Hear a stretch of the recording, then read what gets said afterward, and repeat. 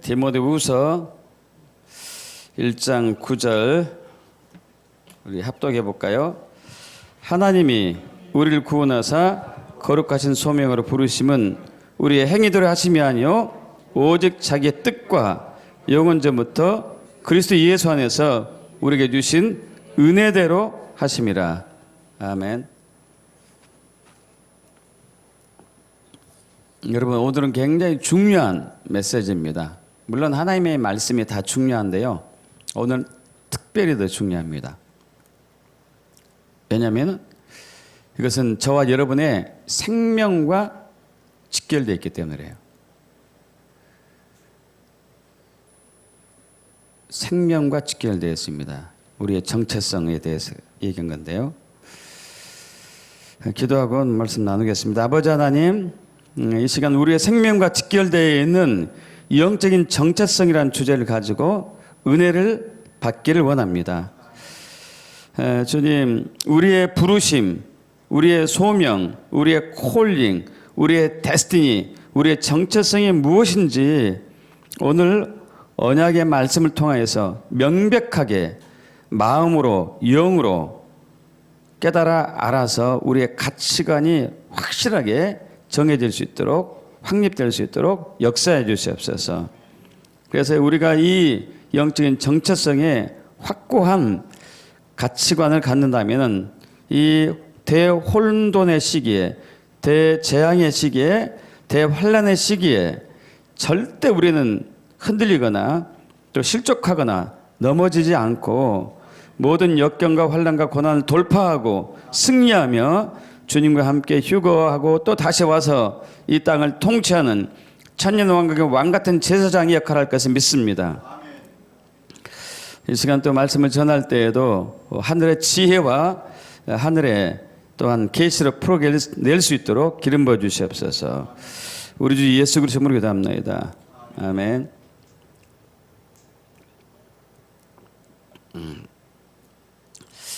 요즘 세상이 이제 우리나라는 물론이거니와 전 세계적으로 갈수록 혼돈 속에 빠져들고 있습니다. 혼돈 속에 혼돈 속으로. 우리나라도 지금 이제 동성애를 비롯한 공산주의 뭐 이런 혼돈 속에 빠져 있죠.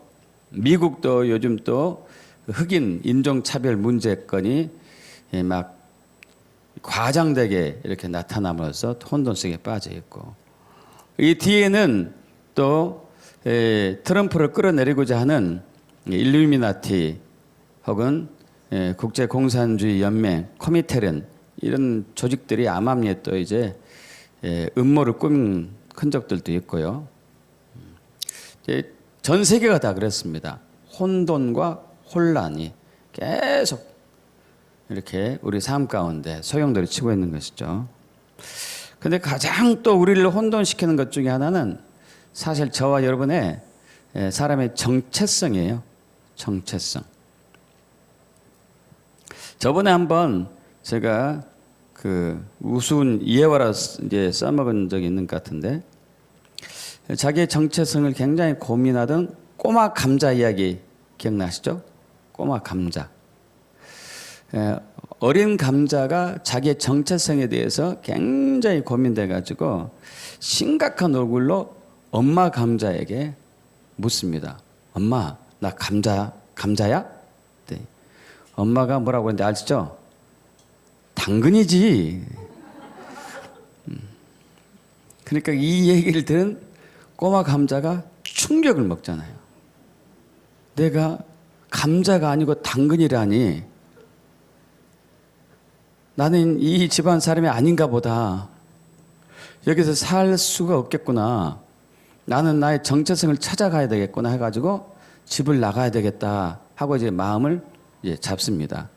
마음을 잡기 전에 한 번 더 확인해 보자.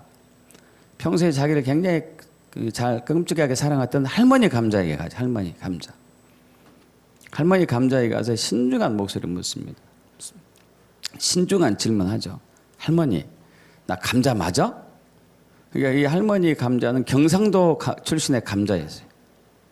경상도 출신의 사람들이 대답할 때, 맞다고 할 때 뭐라고 그러죠? 오이야. 그래. 그 소리를 듣고 더 충격을 먹은 거예요. 아니, 내가 지금 오이라고? 감자도 아니고 당근도 아니고 오이라니. 나의 정체성은 진정 무엇인가 하면서 집을 결국 나갔어요. 이게 이제 우스갯소리죠, 우스갯소리. 여러분, 이 시대를 막론하고 또 시대를 관계없이, 남녀노소 관계없이 많은 대부분의 사람들이 정체성을 잘 모르고 살아가죠. 그리스도인들도 마찬가지예요. 우리 이제 그리스 고대 격언 중에 하나가, 유명한 격언이 있습니다. 너 자신을 알라해.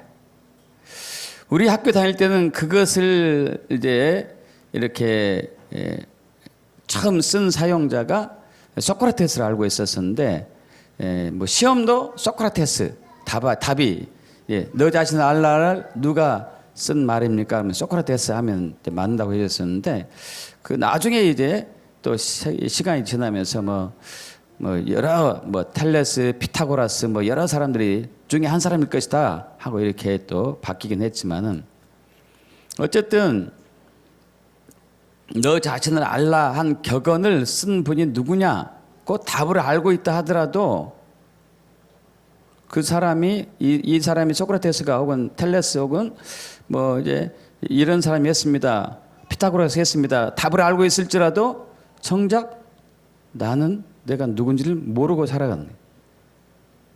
그죠? 여러분들은 어떻게 생각하십니까? 여러분들은 누구죠? 여러분들은 누구예요?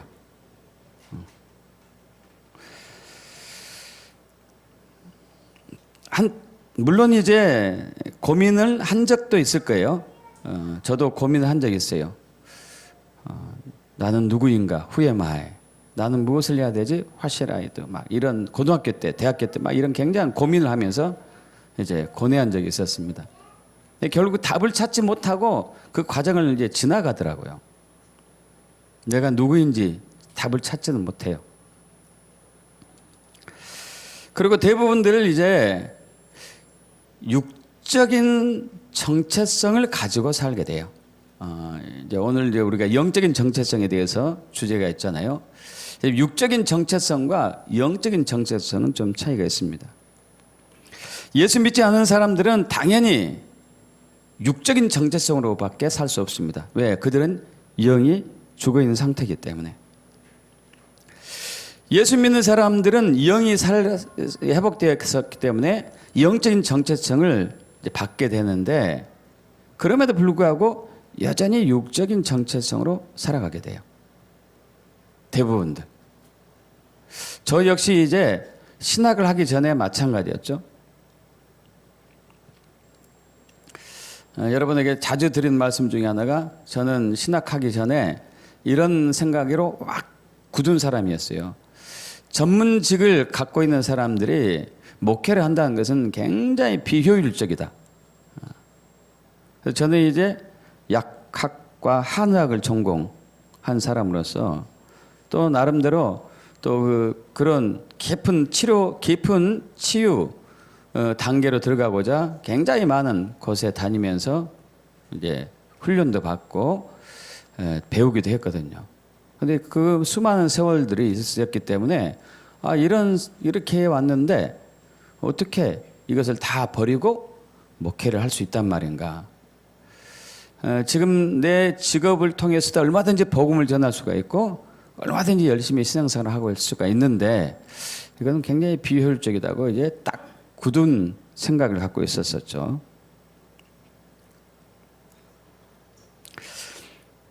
여러분, 이제 하나님의 전적인 은혜로 저와 여러분이 성령님을 통해서 예수 그리스도를 알게 됩니다.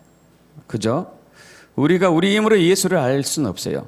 성령님께서 우리에게 예수가 어떤 분이신지를 알리시죠. 그래서 예수 믿는 사람을, 예수 믿는 순간 우리가 새로운 피조물로, 새로운 정체성으로 바뀐다고 성경은 말하고 있습니다. 고린도후서 5장 17절 잘 아시죠? 합독해 볼까요? 그런즉 누구든지 그리스도 안에 있으면 새로운 피조물이라. 이전 것은 지나갔으니 보라 새 것이 되었도다. 이런 새로운 피조물, 새로운 정체성이 있다는 얘기예요. 새로운 정체성, 새로운 피조물, 옛날과 다른. 이 새로운 정체성은 16절이 얘기하고 있어요. 지금 우리가 5장 17절을 얘기했는데 고린도서 5장 16절 합독해 볼까요? 그러므로 우리가 이제부터는 어떤 사람도 육신을 따라 알지 하노라. 비록 우리가 그리스도도 육신을 따라 알았으나 이제부터는 그같이 알지 아니하노라. 이게 무슨 얘기죠? 사도 바울이 지금 한 얘기예요. 자, 사도 바울이 예수를 만나기 전에 그는 사람들에게 혹은 예수에 대해서 육적인 지식을 갖고 있었어요. 육신으로라는 얘기는 육적이라는 얘기예요. 육적. 영적이 아니고 육적인. 어떤 사람 볼 때 자기 판단으로 본다는 얘기죠. 그리스도 예수를 볼 때 자기 판단을 보니까 저는 이단이다. 저는 괴수다. 저는 사입이다. 그래서 저를 믿는 사람은 죽어야 마땅하다 하고 생각했어요. 뭘로 판단했기 때문에요? 육적으로 판단했기 때문에. 근데 사도 바울이 그런데 뭐라고 그러고 있죠? 나는 더 이상 육신으로 사람을 보거나 예수를 보지 않겠노라. 그럼 뭘로 본다는 얘기죠? 영적으로 본다는 얘기예요. 영적으로 사람을 보고 영적으로 그리스도를 보고. 그렇게 보니까 17절이 된 거예요. 그렇게 보니까 17절이 됐어요. 그렇게 본 결과 이전 것은 지나갔다. 육적인 것은 지나갔다. 예. 할렐루야. 육적인 것은 지나갔어요. 새로운 피조물인데 이것은 영적인 것을 얘기하죠. 할렐루야. 영적인 것. 그럼 영은 무엇이고 육은 무엇이냐 이거죠. 또 영은 무엇이고 육은 무엇이며 영적인 존재는 무엇이고 육적인 존재는 무엇이고 육적인 정체성은 무엇이고 영적인 정체성은 무엇인가? 영과 육이 이제 뭐냐 이거죠. 우리 영혼 몸에 대해서 좀 나눠보죠. 잠깐 늘 제가 이제 말씀드리는데 영혼 몸을 우리 몸이 영혼 몸으로 되어 있는데 사실 이것을 해부학적으로 구분할 수는 없습니다. 분리할 수는 없어요. 그건 하나님만 하시는 부분이고, 자, 다만 우리는 기능적으로 구분할 수는 있어요. 영의 기능, 혼의 기능, 몸의 기능, 이렇게 구분할 수 있죠.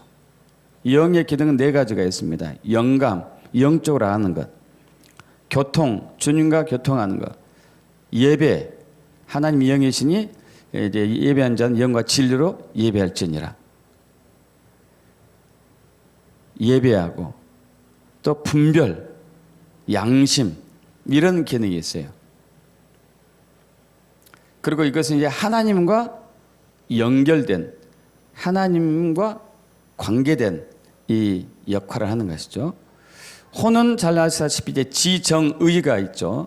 지는 지성, 이성, 생각 뭐 이런 얘기죠.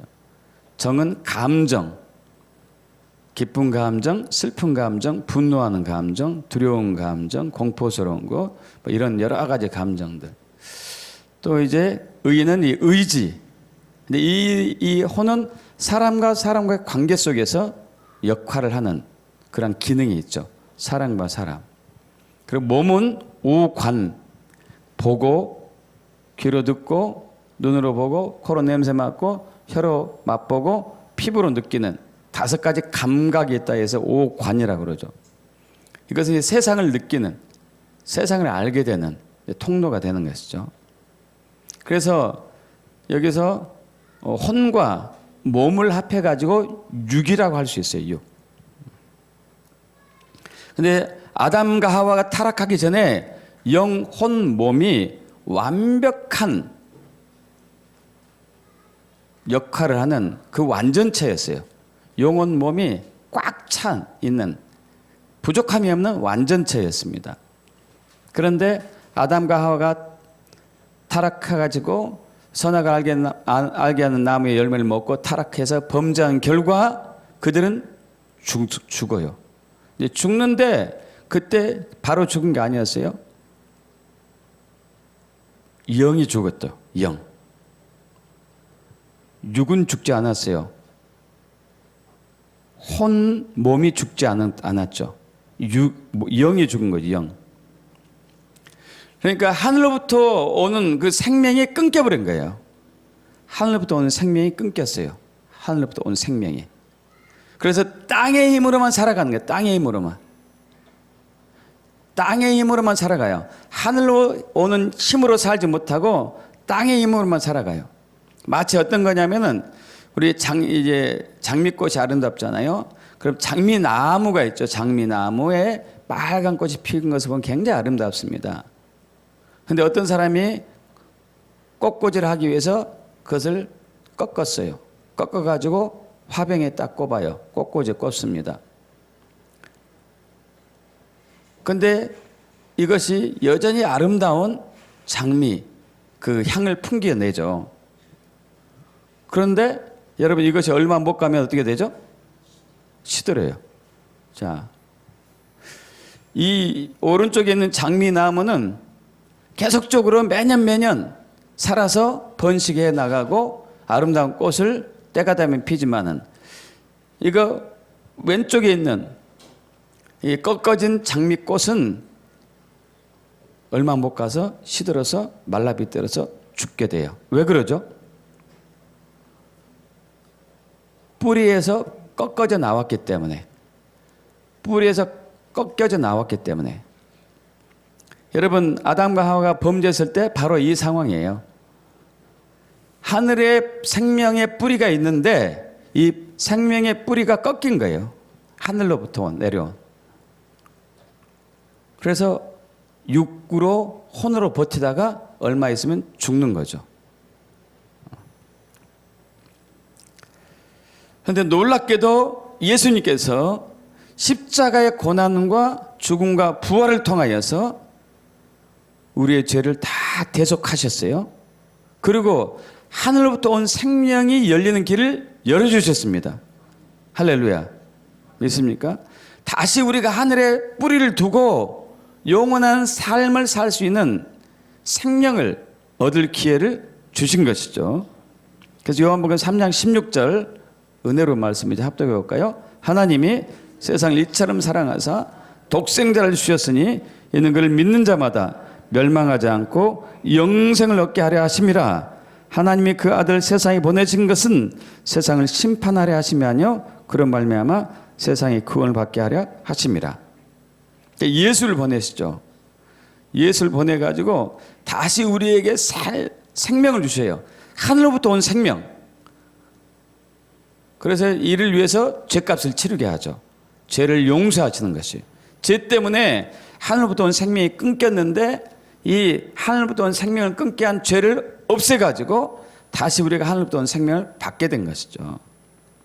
그래서 우리가 예수 믿는 순간에 거듭났다고 얘기하고 있습니다. 요한복음 3장 3절에서 우리 6절 합독해 볼까요? 예수께서 대답하여 이르시되 진실로 진실로 내게 이르노니 사람이 거듭나지 아니하면 하나님의 나라를 볼 수 없느니라. 니고데모가 이르되 사람이 늙으면 어떻게 나을 수 있사옵나이까? 두 번째 모태에 들어갔다가 나을 수 있사옵나이까? 예수께서 대답하시되 진실로 진실로 내게 이르노니 사람이 물과 성령으로 나지 않으면 하나님의 나라에 들어갈 수 없느니라. 육으로 난 것은 육이요 영으로 난 것은 영이니. 이런 거듭나다 단어를 이제 자꾸 제가 이제 말씀드리죠. 헬라어로 아노덴이란 단어, 아노덴이란 단어 헬라 거듭나다는 세 가지 의미가 있겠습니다. 처음부터 다시 위로부터. 처음부터 다시 위로부터. 이해되시죠? 처음부터 다시 위로부터 거듭난 거예요. 다시 얘기해서 아담과 하와가 범죄하기 전의 상태로 돌아간 거예요. 처음부터 다시 위로부터 온 생명을 받았기 때문에. 그래서 이제 6절에 육으로 난 것은 육이요 영으로 난 것은 영이다. 땅에서 난 것은 육이잖아요. 땅에서 난 건 육이에요. 하늘로부터 온 것은 영. 할렐루야. 믿습니까? 왜냐하면 하나님이 영이시기 때문에. 그래서 거듭날 때 저와 여러분 안에 하늘로부터 온 성령이 들어오십니다. 할렐루야. 그리고 새 영이 임해요. 새 영. 저와 여러분의 영. 독특한 영이죠. 새 영이 들어오고 성령이 임하셔요. 우리 안에. 근데 새 영과 더불어서 성령이 임하신 게, 이 성령은 영원하신 영이기 때문에 영원한 영이에요. 히브리서 9장 14절에 영원한 성령 이렇게 얘기하죠. 영원한 영이기 때문에 우리 안에 이 영원한 성령님, 죽지 않은 성령님의 이 거하기 때문에 우리는 영원한 생명을 지녀요. 이것은 하늘로부터 왔습니다. 하늘로부터. 땅으로부터 온 것이 아니죠. 그래서 우리는 영원한 생명을 지니게 됐습니다. 요한복음 11장 25, 26절 합독해 볼까요? 예수께서 이르시되 나는 부활이요 생명이니 나를 믿는 자는 죽어도 살겠고 무릇 살아서 나를 믿는 자는 영원히 죽지 아니하리니. 할렐루야. 자, 범죄한 인간은 하늘로부터 온 생명이 끊겼고 땅에 있는 생명 가지고 살아갔는데, 이것은 영원한 생명이 아닌 유한한 생명이죠. 땅에는. 그래서 죽어요. 영은 죽었고 육도 혼도 곧 죽죠. 그래서 지옥으로 가고 말죠. 그런데 예수 믿는 순간에 거듭나는데 처음부터 다시 위로부터 온 성령님, 새 영이 우리 안에 임하기 때문에 우리에게 영원한 생명이, 이제 삶이 보장되는 것이죠. 그리고 우리는 영적인 존재가 돼요. 할렐루야. 영적인 존재. 육적인 존재에서 영적인 존재로 우리가 바뀌는 거예요. 새롭게 신분이, 정체성이 바뀌어요. 영적인 존재로.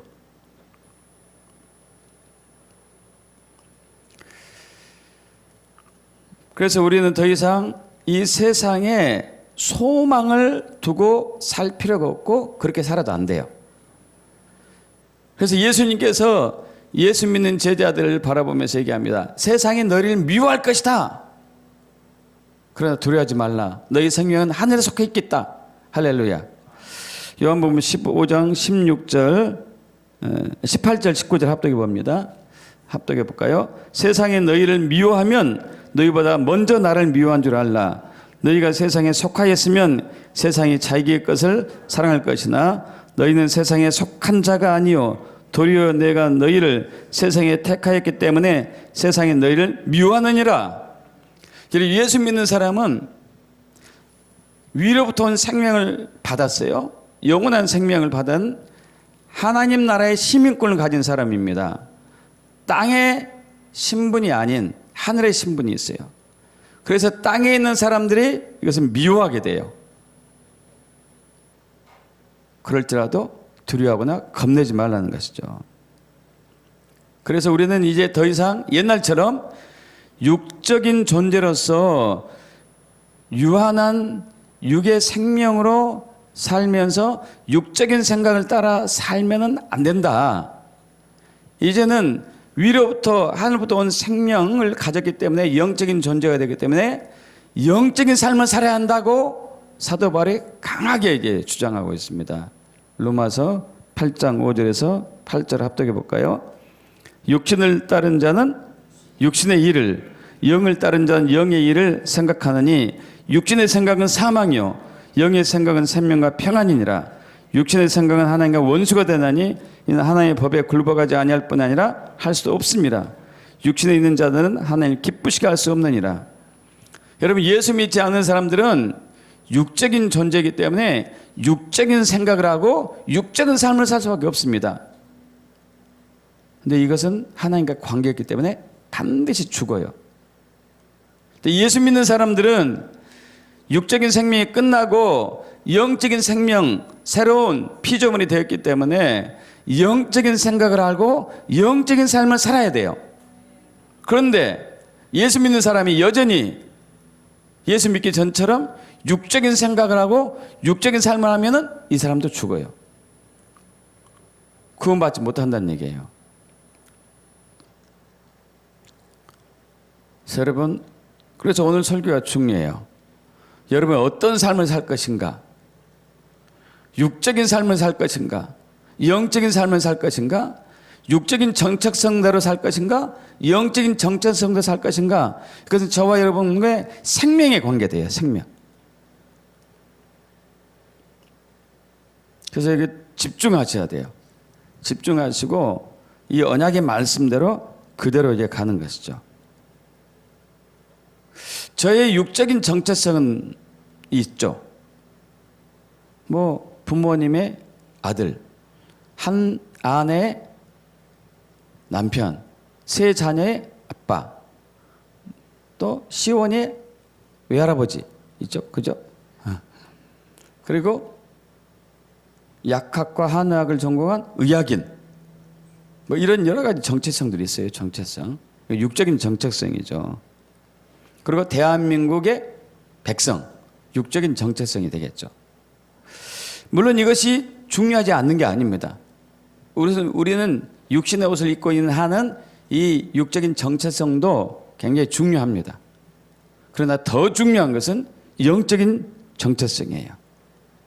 이 영적인 정체성은 이미 영원 전에 예수 안에서 우리를 향한 그 부르심, 소명으로, 데스티니로 이미 정해진 것이에요. 디모데후서 1장 9절 합독할까요? 합독해봅니다. 하나님이 우리를 구원하사 거룩하신 소명으로 부르심은 우리의 행위대로 하심이 아니요 오직 자기의 뜻과 영원 전부터 그래서 예수 안에서 우리에게 주신 은혜대로 하심이라. 할렐루야. 영원 전에 이미 정해졌습니다. 영원 전에. 저와 여러분이 태어나기도 전에 있었던 일이에요. 영적인 정체성, 부르심, 소명, 콜링, 데스티니 다 똑같은 얘기거든요. 그래서 우리는 하나님 나라의 시민권자이기 때문에 당연히 하나님 나라와 그의 의를 위해서 이제 살아가길 주님은 원하고 있죠. 너희는 먼저 그의 나라와 그의 의를 구해라. 이게 무슨 얘기예요? 영적인 정체성으로 살아가래요. 부르심대로 살아야 된다. 데스티니대로 살아야 된다. 소명으로 살아야 된다. 그런데 문제는 우리 그리스도인들이 영적인 정체성, 데스티니, 부르심, 소명, 콜링 여기에 대해서 무지하거나 무관심하거나 이런 그리스도인 너무 많아요.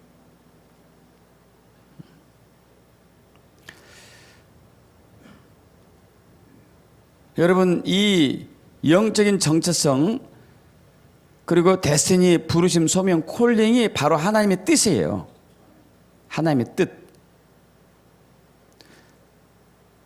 근데 우리는 하나님의 뜻에 대해서 잘못 이해하고 있어요.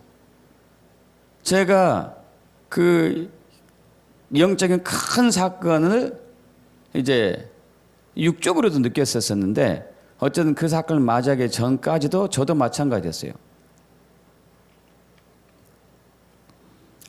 그래서 하나님의 뜻이 뭐냐고 이렇게 묻는다면은 저는 당당하게 그렇게 얘기했었습니다. 또 그렇게 들어왔고 배워왔고 교회 생활 열심히 하고 또 전도도 틈나는 대로 하고 성경도 매일매일 읽는 게 좋고 기도도 매일매일 하는 게 좋고 그리고 착한 일 하고 나쁜 짓 하지 않고 하는 게 나를 향한 하나님의 뜻이다.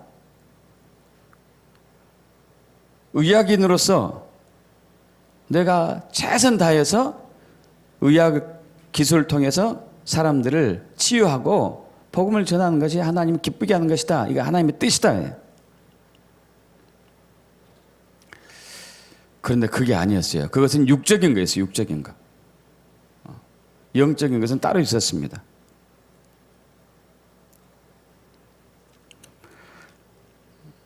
여러분 잘 아시다시피 제가 이제 97년도에 우리 과거에 섬겼던 교회에 3일 동안 부흥 사경성에 있었을 때에 새벽마다 나무 강대상에서 강력한 불이 제 이마에 꼽히고 그걸 제가 느낌을 느꼈어요. 느낌을.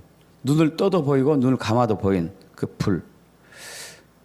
그리고 시원하게 느꼈는데 또 빨간불이 아니었고 초록색 불, 아주 맑고 깨끗하고 강력한 초록색 불이 제 이마에 박혔을 때에 저는 그때부터 이제 주님께서 주변 사람들 통해서 저의 영적인 정체성에 대해서 알려주기 시작했죠.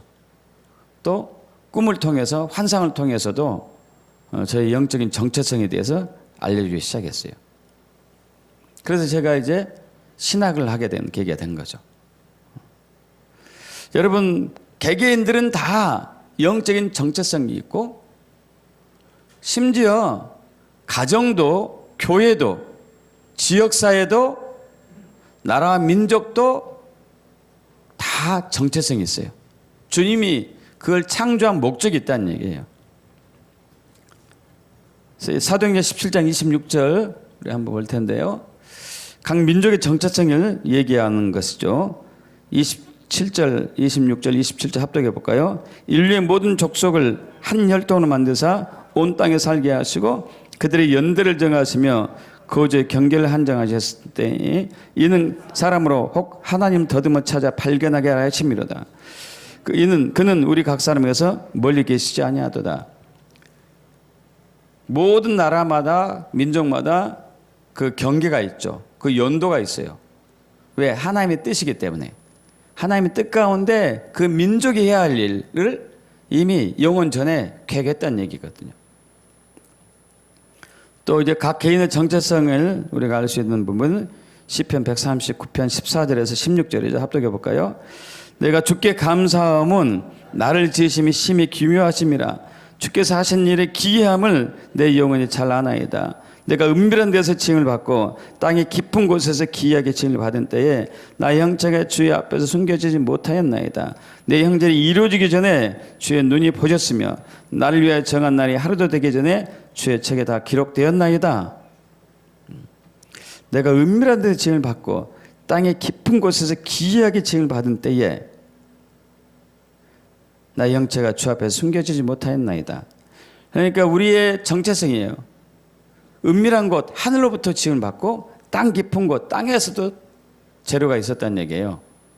영육이 하나된 존재가 우리죠, 우리. 이제 중요한 것은 우리의 목적이 있어요. 삶의 목적, 정체성과 부르심과 데스티니가 있는 것이죠. 그리고 이제 각 개인의 데스티니는 나라와 민족의 데스티니와 연결이 돼요. 여러분의 데스티니는 이 유나이트 교회의 데스티니와 연결이 돼요. 유나이트 교회의 데스티니는 이 관악구의 데스티니와 연결이 돼요. 관악구의 데스티니는 서울의 데스티니와 연결이 되고 서울의 데스티니는 대한민국의 데스티니와 연결이 돼요. 대한민국의 데스티니는 하나님의 데스티니와 연결이 돼요. 전혀 이게 다르지 않습니다. 중요한 것은 문제는 우리가 자꾸 육에 끌려가지고 육적인 삶을 살다 보니까 육적인 정체성으로 살다 보니까 여기에 전혀 관여치를 않거나 무관심하거나 무지하고 그렇다는 거죠. 그래서 육의 욕구에 끌려다는 그리스도인들이 많다고 사도 바울이 얘기하잖아요. 갈라디아서 5장 16절에서 우리 21절 합독해 볼까요? 내가 이르노니 너희는 성령을 따라 행하라. 그럼 육체의 욕심을 이루지 아니하리라. 육체의 소욕은 성령을 거스리고 성령은 육체를 거스리나니 이 둘이 서로 대적하므로 너희가 원하는 것을 하지 못하게 하려 함이니라. 너희가 만일 성령이 인도하신 바가 되면 율법 아래 있지 아니하리라. 육체의 일은 분명하니 곧 음행과 더러운 것과 호색과 우상 숭배와 주술과 원수 맺는 것과 분쟁과 시기와 분냄과 당전과 분열함과 이단과 투기와 술 취함과 방탕함과 또 그와 같은 것들이라. 저는 너희에게 경경같이 경계하노니 이런 일을 하는 자들은 하나님의 나라를 유업으로 받지 못할 것이요. 자, 우리 육의 정체성은요, 자꾸 육이 원하는 방향으로 흘러가요. 개인적인 야망, 이기적인 욕심, 탐욕, 탐심, 영적인 교만함으로 자꾸 가죠. 그런데 예수 믿는 사람은 성령이 있으니까 성령의 소원이 또 있어요. 성령의 소원. 성령의 소원은 우리를 하나님의 뜻 가운데로 끌고 갑니다. 우리를 데스티니로 끌고 가요. 우리를 부르심으로 이끌고 가요. 여기서 이제 여기서 우리가 어떤 쪽을 택하냐가 우리의 생명과 직결이 되죠. 성령을 따르느냐, 육을 따르느냐. 육을 따르면은 사망이. 하나님 나라를 얻지 못해요. 사망이. 그래서 이 우리 안에 있는 성령님의 소원과 우리 영의 소원도 되겠죠. 또 육의 욕구가 갈등하고 대립하고 있습니다. 뒤로 넘어갈까요? 자, 다시 한번 갈라디아서 5장 16절과 17절 합독합니다. 내가 이르노니 너희는 성령을 따라 행하라. 그럼 육체의 욕심을 이루지 아니하리라. 육체의 소욕은 성령을 거스리고 성령 육체를 거스르나니 이 둘이 서로 대적하므로 너희가 원하는 것을 하지 못하게 하려 함이니라. 여기서 이상한 표현이 나와요. 이상한 표현이. 자, 성령을 따라 행하라. 이것은 우리가 이해돼요. 그럼 육체의 욕심을 이루지 않을 것이다. 육체가 원하는 대로 가지 않으려면 성령을 따라 행하다는 얘기죠. 그래서 육체의 소욕은 성령을 거스르고 성령은 육체를 거스른다. 이 둘이 서로 대립한다는 얘기죠.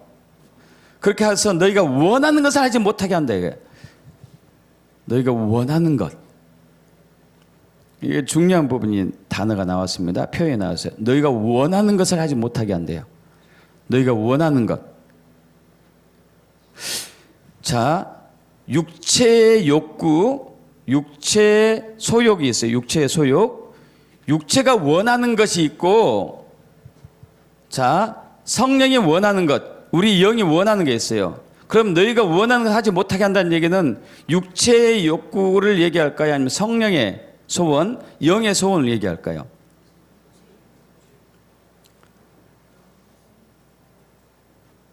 너희가 원하는 것을 하지 못하게 돼.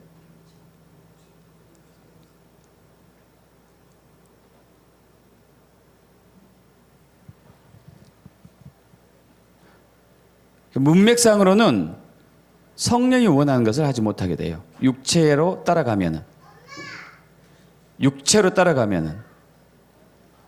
성령이 원하는 게 있어요. 성령이 원하는 거. 너희 영이 원하는 것. 너희 안에 있는 영이 원하는 게 있는데 너희가 육체의 욕구를 따라가면은 너희 안에 있는 영이 원하는 것, 너희 안에 있는 성령이 원하는 것을 못하게 된다는 얘기예요. 왜 이 말을 강조하냐면은 많은 사람들이 자기 영이 원하는 것, 자기 안에 있는 영, 성령이 원하는 것과 육체가 원하는 것을 분별하지 못하고 살고 있죠.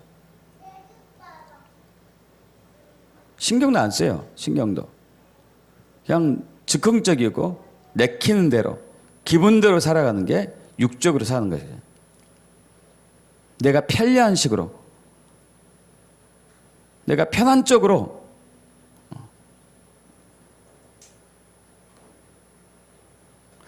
대표적으로 예수님의 제자들이었습니다.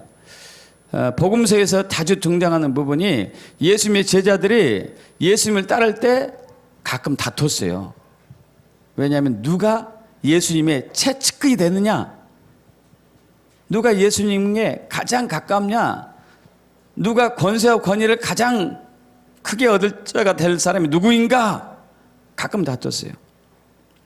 마가복음 10장 32절에서 예수님께서 제자들에게 얘기합니다. 이제 내가 얼마 후면은 장로들이나 대제사장들이나 이런 서기관들을, 바리새인들에게 핍박을 받고 고난을 당하고 십자가에서 죽고 사흘 만에 살아날 것이다 하고 얘기해요. 굉장히 심각한 얘기예요.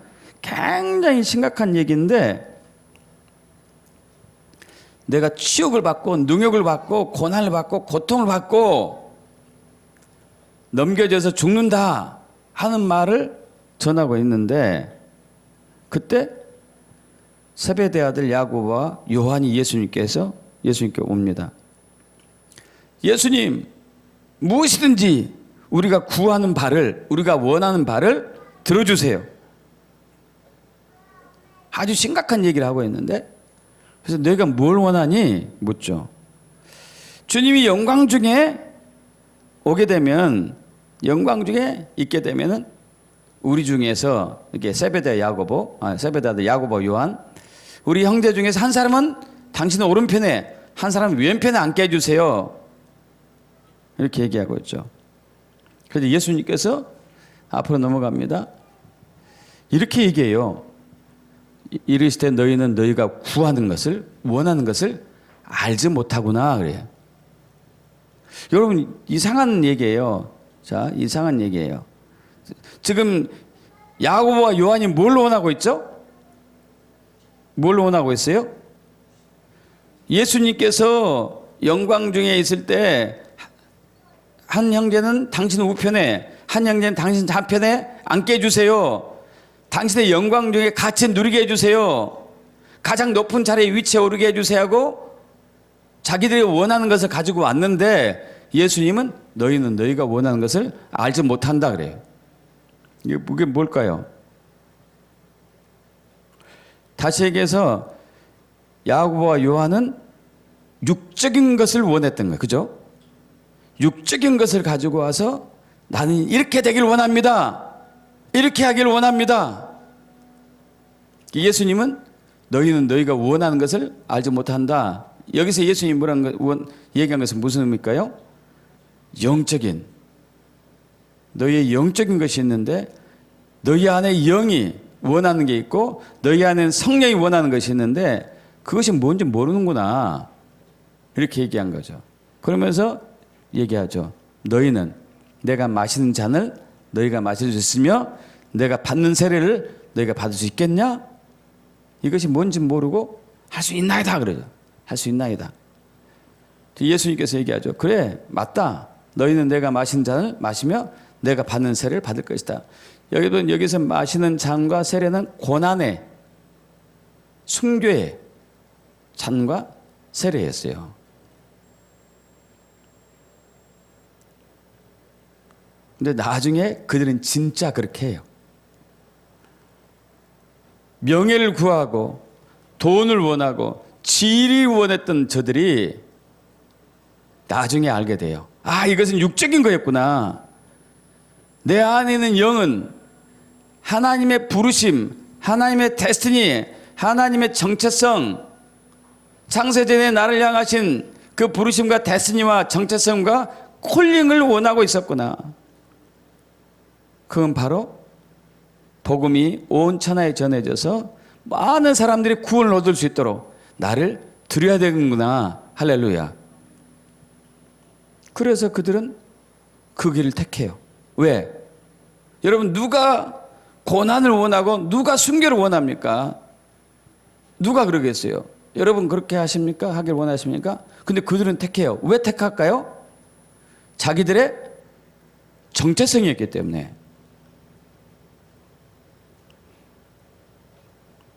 자기들의 삶의 목적이었기 때문에. 자기들의 존재 이유였기 때문에.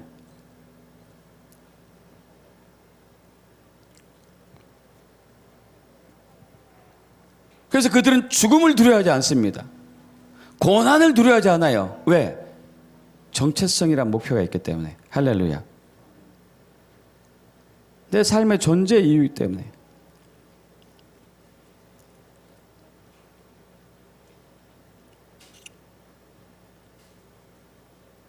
여러분, 대부분의 사람들은 동물들이 우리를 두려워하는 것보다도 사람이 동물들 두려워하는 것하고 어느 게 더 클까요? 동물들이 사람을 훨씬 두려워해요. 아시죠? 왜 그러죠? 왜 사람들을 훨씬 두려워합니까? 정체성이 달라요. 동물들은 알아요. 사람이 하나님의 대리자서 우리를 다스리고 있다. 그래서 사람을 두려워해요. 정체성이 있기 때문에.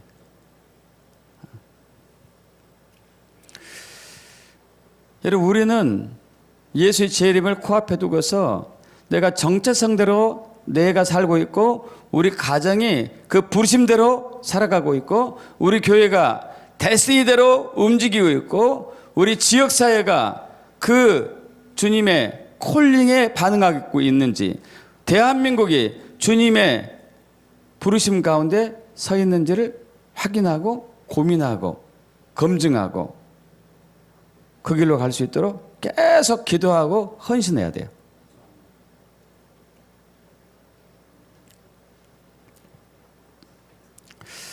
그렇지 않으면 그렇지 않는 삶은 신앙생활은 주님과 관계없습니다.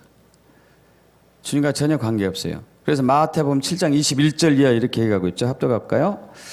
마태복음 7장 21절부터 27절까지 나더러 주여 주여 하는 자마다 다 천국에 들어갈 것이 아니요 다만 하늘에 계신 내 아버지 뜻대로 행한 자라야 들어가리라.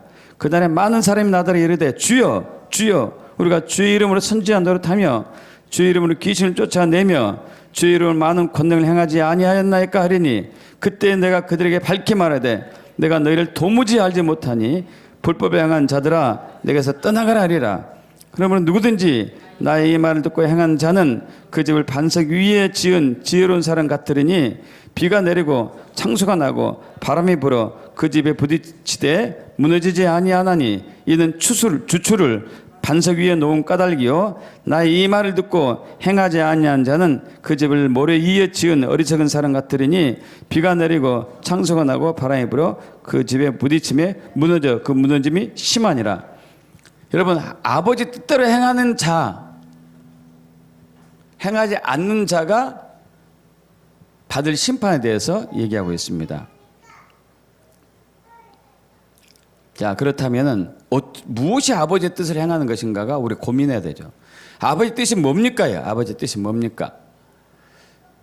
아까 제가 여러분에게 말씀드렸죠. 제가 예수 신학하기 전에 그 큰 사건을 경험하기 전에 제가 아버지의 뜻이 저를 향한 아버지 뜻은 내 육적인 정체성을 열심히 살고 교회 신앙생활 열심히 하고 목사님이 얘기한 대로 그대로 순종하고 착한 일하고 나쁜 짓 안 하고 사는 것. 주일 성수 열심히 하는 것. 그런데 여기서는 이상한 부분이 나와요. 그날에 많은 사람이 나더러 주여 주여 하되 우리가 주의 이름을 선지자 노릇하고 예언을 했다는 얘기죠. 또 많은 권능을 귀신을 쫓아내고 축사에 사역했다는 얘기예요. 많은 권능, 치유 사역도 했고. 여러분 이분이 교회에 열심히 나온 사람일까요? 안 나온 사람일까요? 열심히 나온 사람이겠죠. 기도 열심히 한 사람일 거 아닐까요? 열심히 한 사람이겠죠. 헌신을 한 사람이에요? 안 한 사람이에요? 헌신을 한 사람이겠죠. 근데 뭐라고 그래요? 너희를 모르겠다 예요. 모르겠다.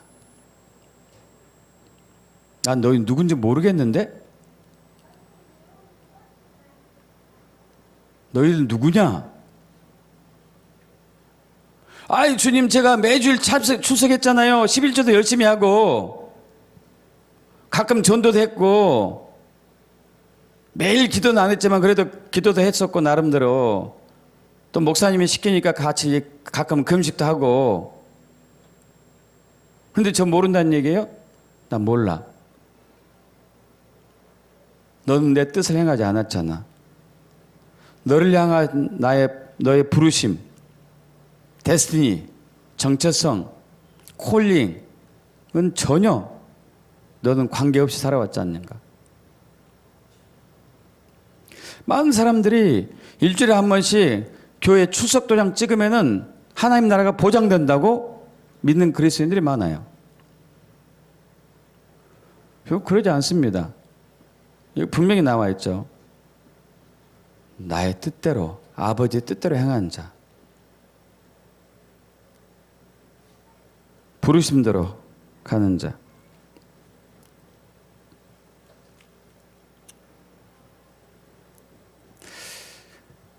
제가 그 사건이 있고 난 이후에 초자연적인 사건을 맞이하고 난 이후에 주변에서 저에게 저에 대한 꿈을 많이 꿨다고 얘기했었고, 종합해본 결과 부르심이었구나 알게 되었고, 그래서 제가 신대원 들어가서 신학을 마치고 목회를 하게 되었고, 그러면서 영적인 꿈을 꾸게 되고, 저에 대한 부르심이 명백하게 뭔지 알게 되죠. 마지막 시즌에 주님 재림 직전에 아포스톨로 즉 보냄을 받은 자, 추서, 가을 편지란 것도 받게 되고, 그리고 초록색의 의미를 명백하게 하게 돼요. 초록의 불이 나온 이유는, 초록색은 진리, 크게 두 가지 뜻이 있는데 계시도 있고 뭐 이제 하지만은 지혜도 있고 그러지만 진리, 초록색은 진리의 영이거든요. 마지막 때에 거짓들이 난무함에 있어서 진리가 정확히 뭐고 복음이 정확히 뭔지를 계시할 수 있는 지혜, 부르심이 있는 것이고, 또 초록색은 7가지 무지개 색깔 중에서 가운데 있는 것에 있어서 왼쪽에 있는 3가지 색상과 오른쪽에 있는 3가지 색상을 조화를 이루게 하는 연합의 역할을 하는 것이고, 그런데 너무 재밌는 게, 너무 참 신기한 게, 지금 현재 제가 이제 아주 큰 여러 이제 우리 목회자들이나 또 이런 이제 연합 모임이 꽤 많이 있는데 그 중에 큰 모임이 2개가 있어요. 요즘 하고 있는 게, 하나는 이제 월요 기도 모임회가 있고, 또 하나는 토요 기도 모임회가 있고. 이제 둘 다 제가 관여하고 있죠. 둘 다 관여하고 있어요. 근데 이 2개의 조화를 이루고 균형을 이루고 또 연합시키고 있는 사람이 저예요. 제가 의도하지 않았는데 그렇게 됐어요. 그래서 양쪽에서 서로 얘기해요. 한 목사님께서 저쪽 팀과 우리가 함께 할 수 있도록 힘을 써주십시오. 동일하게 얘기하는, 동일하게. 왜? 부르심이니까. 데스티니니까. 그래서 이제 이쪽과 이쪽의 이야기들을 서로 이렇게 균형을 맞추면서 얘기해 주죠. 서로 같은 목적이지만 다른 이견이 있었을 때에 조율을 해주는 거고. 그러면 이제 그들이 얘기를 듣고 기다리고 또 그렇게 함께 하려고 하고 있고. 그러면서 이제 점점 동질과 연합의 관계로 들어가는 것이죠. 여러분, 이건 부르심 때문에 그러죠. 정체성 때문에. 그렇게 함으로써 이제 대한민국 교회를 향한 하나님의 뜻을 하나씩 성취해 가는 거예요. 할렐루야. 대한민국을 향한 교회를 향한 하나님의 뜻이 있거든요. 교회를 향한 하나님의 뜻.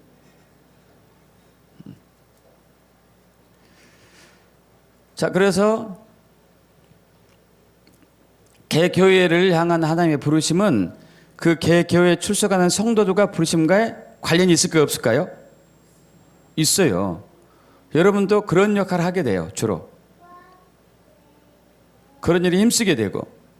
근데 그런 게 전혀 그렇게 생각도 안 나고 무관심하고 있다. 그러면 여러분은 하나님의 뜻 가운데서 멀어졌다는 거예요. 하나님 그 뜻과 관계없는 삶을 신앙생활, 종교생활을 하고 있는 거예요. 그러면 안 돼요. 예수님 앞에 갔었을 때 너 누구니? 난 너 모르겠다. 너 누구냐? 난 모르겠다. 여러분, 데스티니, 자기를 향하신 하나님의 데스티니가 목적이 뚜렷해야지만이 교회도 그 방향으로 이제 선택을 하겠죠. 많은 그리스도인들이 이게 없기 때문에 교회를 쉽게 옮겨요. 쉽게.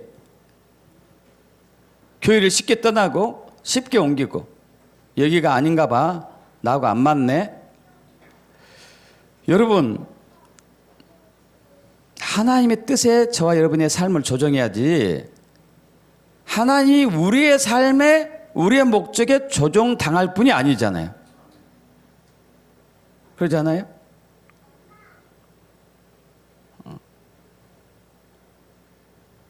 그런 명확한 데스티니와 부르심과 정체성이 모호하고 관심이 없기 때문에 이 교회를 언제까지 다녀야 되지?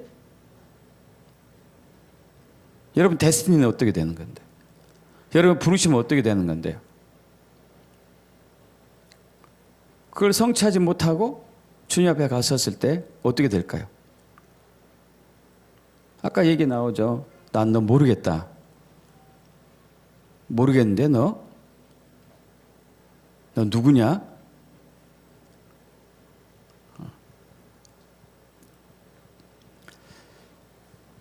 저와 여러분이 하나의 부르심 가운데 있잖아요. 정체성대로 순응함에 따라가잖아요. 그 콜링과 데스티니대로 순종함에 따라갔을 때는 하나님께서 강력하게 뒷받침해줘요. 할렐루야. 강력하게 뒷받침해줍니다. 그 일을 할 수 있도록. 믿습니까? 이번에 제가 이제 팔을 다쳐가지고 우리 월요 그 연합 모임에 그 오순절 날 그 오산리 처자식 김식구대원에서 했던 그 성회에 참여하지 못했어요. 참여하지 못했는데 그리고 이제 뭐 집에 있을 수밖에 없었죠. 운전을 할 수도 없고 통증이 이제 심하니까 쉽게 움직이지 못하기 때문에. 그런데 그때 이제 성회가 다 끝나고 그 다음 주 월요일 날 우리 오로 연합 기도 모임에 이제 한 6, 7분이 평택에 있는 저희 집에 찾아왔어요. 찾아왔어요. 병원에 입원했을 때 찾아뵙지 못해 죄송하다고. 그들이 또 올 수도 없었죠. 너무 바쁘니까. 그래서 아니다고 그건 제가 잘 사정을 알고 있고 제가 함께하지 못한 것에 대해서 너무 마음이 아팠다고 이런저런 얘기를 나누는데 그들은 무슨 얘기하냐면은 목사님 이 귀에 이렇게 좀 마음에 들게 하려고 우리가 이런 얘기 하는 게 아니고 목사님이 비니까 자리가 너무 컸었다. 주로 이제 김 목사님하고 구 목사님하고 저하고 셋이서 이제 주축이 돼서 움직이고 근데 삼겹살이 돼야 되는데 두 겹살이 두 줄이 되니까 공백이 너무 크다 이거예요. 너무 크다. 저 비유 맞추려고 한 얘기가 아니라 이거예요. 몇 번의 얘기 강조하면서. 그래서 이게 이제 주님께서 목적한 바대로 내가 수행되지 않았을 때 거기에 뭔가 온전하게 이루어지지 못한 것들이 있구나 하고 제가 느꼈다니까요. 제가 있어야 할 자리는 반드시 있어야 했었구나. 그래서 아파도 그냥 갔었을 거라는 이제 이런 또 아쉬움이 많이 남더라고요. 그 자리에 있었어야 했구나. 여러분 우리 위가 있는데 위가 있어요. 위가 병이 날 수 있죠. 그죠? 위궤양, 위염. 근데 위가 병이 나가지고 일을 안 한다고 가정해 보십시다. 그럼 여러분 어떻게 될까요? 죽어 말라서 죽어가겠죠. 근데 위는 어떻게 하죠? 아파도 일을 합니까 안 합니까? 구멍 나도록 일을 하는 거예요. 왜? 위에 데스티니가 있기 때문에. 위에 부르심이 있기 때문에 구멍 나도록 다른 문제되도록 일을 해요. 병이 나도. 왜? 나를 살리기 위해서. 그러지 않아요?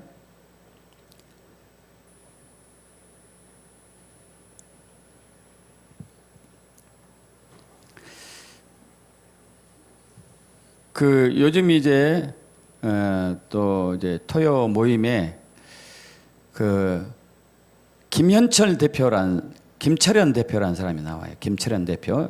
여러분 이분은 컵밥집 아시죠? 컵밥집. 대한민국의 컵밥 창시자 1호예요. 창시했던 사람이에요. 현재 18개인가 17개인데 정확히 몰라요. 열 몇 개 체인점을 갖고 있어요. 열 몇 개 체인점. 대표적인 CEO죠. 이분이 방송 광고계에서 한 이제 꽤 오랫동안 일을 했었습니다. 그래서 거기서 나름대로 많은 이제 돈도 벌었어요. 그리고 어느 조그만 광고 회사를 섬겨가지고 그 광고 회사가 1년에 뭐 예를 들면 10억대 매출이라면은 그것을 300억대로 매출을 올려줬어요. 엄청나게 일을 열심히 했죠. 그래서 건물을 300억짜리 사기주기도 하고 회사 사장한테. 근데 이렇게 광고 일을 하면서 보다 보니까 접대가 있어가지고 이게 힘들더래요. 접대 문화 때문에. 그래서 이 김 대표는 다음 세대에 관심이 많아가지고 토요일마다 다음 세대에 이렇게 모아서 그들을 먹여주고 그들과 대화하고 그들을 섬기고 이렇게 하고 있거든요.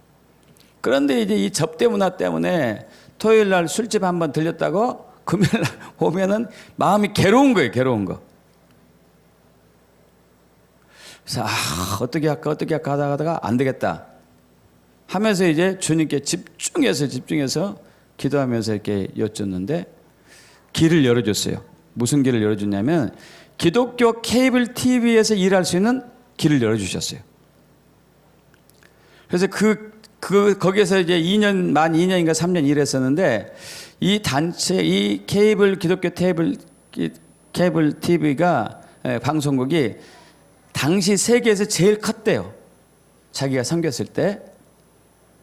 그리고 진짜 유명한 사람들 다 와서 섬겼대요. 무보수로. 교수님들 또 목사님들, 선교사님들 다 여기 들어오려고 애를 쓰고 너무 잘 나가니까. 그런데 나중에 그 케이블 TV 방송국이 없어졌어요. 왜 없어졌냐면은 그 채널을 쓰는 데 있어서 이 채널을 위성방송 채널을 갖고 있는 주권자가 이슬람이에요. 이슬람이다 보니까 이슬람이 한 2년에 한 번씩 이렇게 점검한대. 점검하고 있는데 이 방송을 보니까 뭘 하고 있어요? 복음을 예수를 전하고 있네. 이런 우라질 해가지고 끊어버린 거예요. 이제.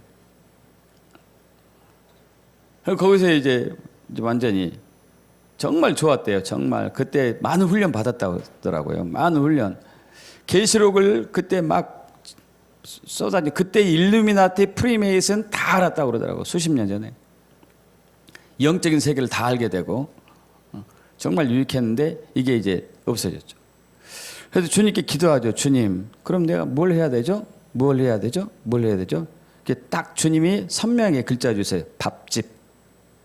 밥집을 하라. 밥집. 그래서 비빔밥을 했는데 비빔밥이 굉장히 잘 돼서 전 세계로 뻗어나가는데 너무 확장 많이 해가지고 이제 그것 좀 이제 나중에 이제 정말 도산됐어요. 주님 어떻게 됩니까? 하니까 이제 또 밥에 대한 밥을 통해서 복음을 전해야 되겠다 해가지고 이번에 이제 컵밥집을 시작해요. 국내에서 처음으로 컵밥집. 그래서 컵밥집을 할 때 그 돈이 한 푼도 없어가지고 쩔쩔매는데 하나님이 정체성 가운데 서면은 최후의 걸 경험한 거예요. 이 말씀 드리려고 그래요. 어떤 사람이 2,500만 원 주시더래요. 2,500만 원 가지고 사업 다시 시작해 보십시오. 해가지고 이대 아주 장소 외진 곳에 2평짜리를 얻었어요. 2,500 가지고. 거기서 이제 그 컵밥집을 시작하죠. 국내에 처음으로. 근데 너무 외져가지고 사람들 오지 않는 거예요. 사람들 오지 않아. 그래가지고 그 컵밥을 박스에 담아가지고 길거리 나가서 팔기 시작했어요. 첫날 하나 팔아야 돼. 첫날 하나. 이튿날 2개 팔고 이러다가 이거 망하겠구나 하면서도 그래도 이제 열심히 파는데 일주일 되니까 100개가 나와요.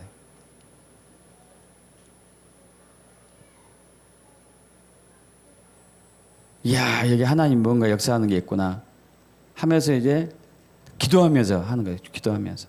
이대생들이 많이 오니까 이대생들을 위해서 기도도 해주고. 그래서 이제 그 카드로 이대생들이 긁는데 카드 긁으면은 이 친구가 예수 믿는지 안 믿는지 다 알 수 있어요. 왜 알 수 있죠? 예림이, 예준이, 예훈이, 예은이 다 예수 믿는 애들이잖아. 축복이 다 예수 믿는 애들이 예수 믿는 애들. 찬양이 예수 믿고 전부 예수 믿는 애들이지. 그럼 예수 믿는 애들이 유대생들이 정말 많더래요. 그럼 그 애들 오면은 이제 축복합니다 하면은 어머 아저씨도 예수 믿으세요? 예수 믿습니다.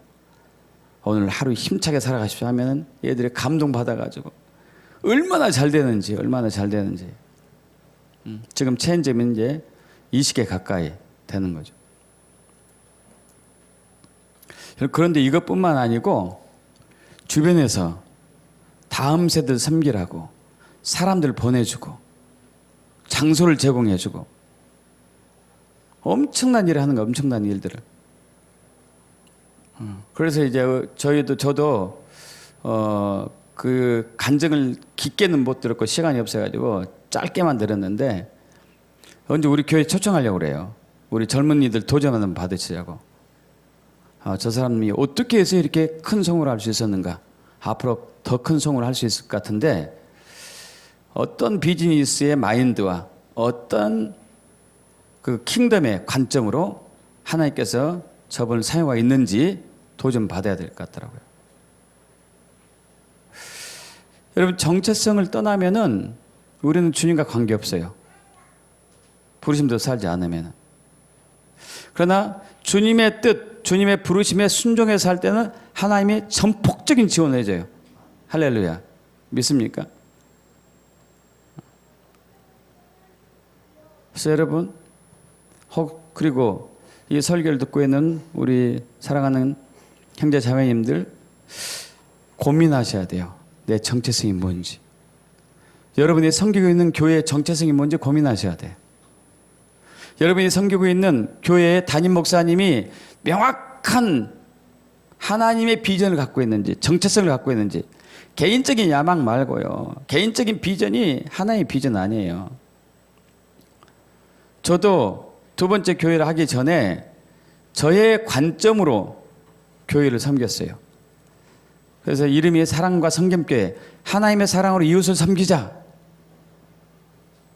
그래서 평일날에는 방 가고 학교를 하고 가난하고 이렇게 좀 성적이 뒤뜨는 아이들 모아다가 무료로 가르쳐주고 먹여주고, 그리고 토요일하고 주일날에는 침술 봉사 또 이런 치료 봉사를 해줬고, 그러니까 1년 만에 교회가 급성장해요. 급성장.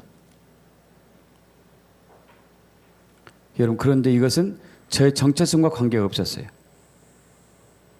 저의 부르심과 관계가 없었어요. 그래서 이걸 다 내렸다고요. 저의 부르심이 있었기 때문에. 그렇게 하면 계속 교회가 성장할 텐데 이걸 내렸다니까요. 왜? 저의 부르심이 더 중요하기 때문에, 저의 데스티니가 더 중요하기 때문에, 저의 소명이 더 중요하기 때문에. 이걸로 아니면 주님께 갔었을 때 난 너 모르겠다.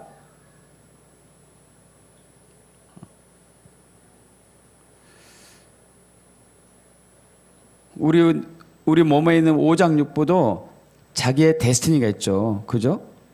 부르심이 있잖아요.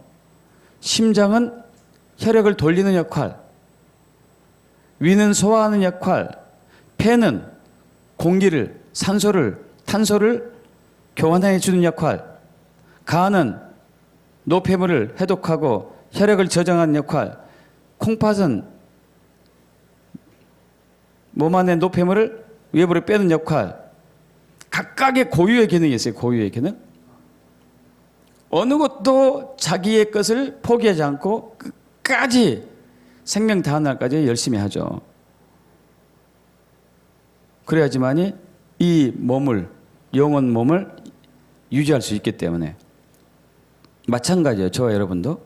가정도 마찬가지, 교회도 마찬가지, 지역사회도 마찬가지고, 대한민국도 마찬가지고.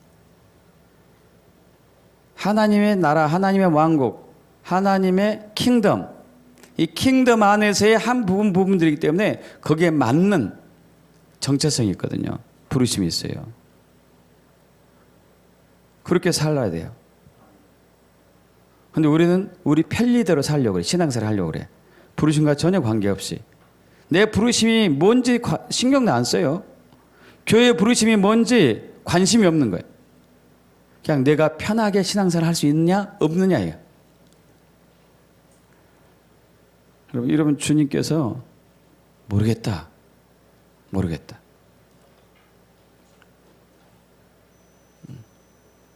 여러분, 우리 오장육부도 우리가 제 역할을 해줄 때 우리는 그 오장육부에 대해 감사함을 갖고 있죠. 근데 어느 날 폐가 역할을 안 해버려. 그럼 어떻게 되죠? 이게 죽잖아요. 다시 얘기해서 저와 여러분이 정체성도 살지 않으면 죽는 거라니까. 그냥 죽어. 마찬가지. 우리 교회가 관악구에 있어요. 관악구에 유나이트 교회를 세운 목적이 있다니까요. 할렐루야. 그 목적대로 안 하면은 관악구에 있는 교회는 죽어요. 그리고 관악구도 죽고. 그 목적대로 가야 돼요. 목적대로. 그걸 명확하지 않는 분들은 오늘부터 기도하셔야 돼요. 사실 기도할 필요 없어요. 왜? 개인의 부르심은 개교회의 부르심과 연관이 되기 때문에. 개교회의 부르심은 그 지역의 부르심과 연관이 돼. 지역의 부르심은 국가의 부르심과 연관이 되고. 믿습니까? 그렇게 돼서 이제 주님 나라 갔었을 때, 오, 착하고 충성된 종아, 내가 작은 일에 충성했구나. 내 주인의 즐거움에 참여하라. 나와 같이 왕 같은 제사장이 되어서 1000년 동안 다스리자 하는 그러한 소리를 듣길 축복합니다. 아멘. 아멘. 기도하고 또